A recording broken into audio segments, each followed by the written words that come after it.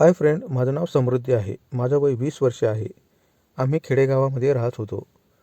माझी बहीण दीपा माझ्यापेक्षा लहान होती, पण ती शाळेमध्ये खूपच हुशार होती. खेळामध्ये, अभ्यासामध्ये तिचा सारखाच नंबर यायचा. यामुळे माझ्या आईबाबांना खूप कौतुक वाटायचं. माझे आईबाबा अडाणीच होते, पण त्यांना सारं कळत होतं. ते दिवसभर दुसऱ्याच्या शेतामध्ये कामाला जायचे आणि आमचं कुटुंब चालवायचे. दीपासारखी मी अभ्यासात एवढी हुशार नव्हती, पण आमच्या दोघींनाही शिक्षण घेण्यासाठी आमच्या अडाणी आईबाबांनी आम्हाला स्वातंत्र्य दिलं होतं. 10वीपर्यंत आम्ही गावामध्येच शिकलो होतो. पुढील शिक्षणाची सोय आमच्या गावामध्ये नव्हती. यामुळे तालुक्याला राहून आम्ही आमचं शिक्षण पूर्ण करावं ही माझ्या वडिलांची मनोमन इच्छा होती. माझ्या बाबांनी एक दिवस मला जवळ बोलावलं आणि म्हणाले, पोरी, तुम्ही शिक्षण घेऊन खूप मोठं व्हावं, म्हणून मी तुम्हाला तालुक्याच्या ठिकाणी शिकायला पाठवणार आहे. तुमचा येणारा जो काही खर्च आहे तो आम्ही काम करून भागवू. यामुळे तुम्ही अजिबात शिक्षण सोडू नका. आपली निशा तर खूप हुशार आहे, तिचं शिक्षण आपल्याला करावंच लागेल. माझे बाबा असं बोलल्यावर मी त्यांना म्हणाली, आमच्या दोघींचा खर्च तुम्हाला नाही झेपवणार. यामुळे आपण फक्त निशाचंच शिक्षण पूर्ण करू. तसंही मी फारशी अभ्यासात हुशार नाही. यामुळे मी तालुक्याला राहून काहीतरी काम करेल आणि तिला शिक्षणासाठी मदत करेल. यावर माझे बाबा म्हणाले, ठीक आहे पोरी, तू खूप समजूतदार आहेस. तालुक्याला तुम्ही रूम पहा आणि ताबडतोब पुढील शिक्षणासाठी जा.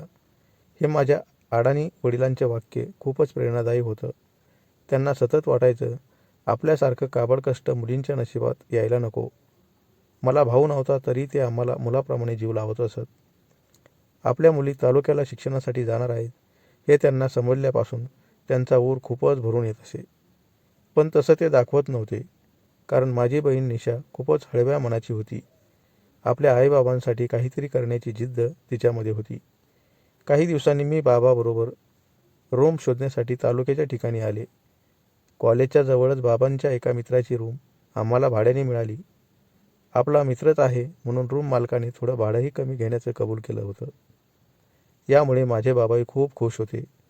काही दिवसांनी माझी बहीण निशा हिचं ॲडमिशन कॉलेजमध्ये घेतलं आणि आम्ही दोघी आईबाबांना सोडून तालुक्याच्या ठिकाणी राहू लागलो. मला माझ्या बहिणीला खूप शिकायचं होतं, म्हणून मी तिला कोणतंही काम करू देत नव्हती. मी एका कपड्याच्या दुकानात कामाला जात असे. यामुळे निशाच्या शिक्षणाला थोडा हातभार लागत असे. शिवाय थोडे पैसे जमा करून ते मला आईबाबांच्या हातावर द्यायचे होते. कष्टाच्या पैशांची किंमत कष्ट करणाऱ्या माणसालाच कळते, म्हणून माझ्या आईबाबांना ते सरप्राईज मला द्यायचं होतं. निशा रोज कॉलेजला जात होती. तिचं कॉलेज दुपारपर्यंत होतं. यामुळे 12 वाजता ती घरी यायची आणि जेवण करून लगेच अभ्यासाला बसायची. तिची ही रोजची सवय मला माहीत झाली होती. मला कामावरून येण्याआधी ती घरी आलेली असायची. पण एकदा घडलं असं की 2 दिवसापासून ती माझ्यानंतर घरी यायची. हे 2 दिवस मी तिच्याकडे दुर्लक्ष केलं, कारण मला वाटायचं तिच्या मैत्रिणीबरोबर कुठेतरी फिरायला गेली असेल. पण 1 आठवडा झाला तरी ती रोजच उशिरा येत होती. यामुळे एक दिवस मी तिला खूप गोड बोलून विचारलं, हे बघ निशा, तू रोजच घरी यायला उशीर का करतेस? तुझी काही अडचण असेल तर मला सांग. एक मोठी बहीण म्हणून मी तुला मदत करेल. माझ्या अशा बोलण्याकडे ती थोडं दुर्लक्ष करायची.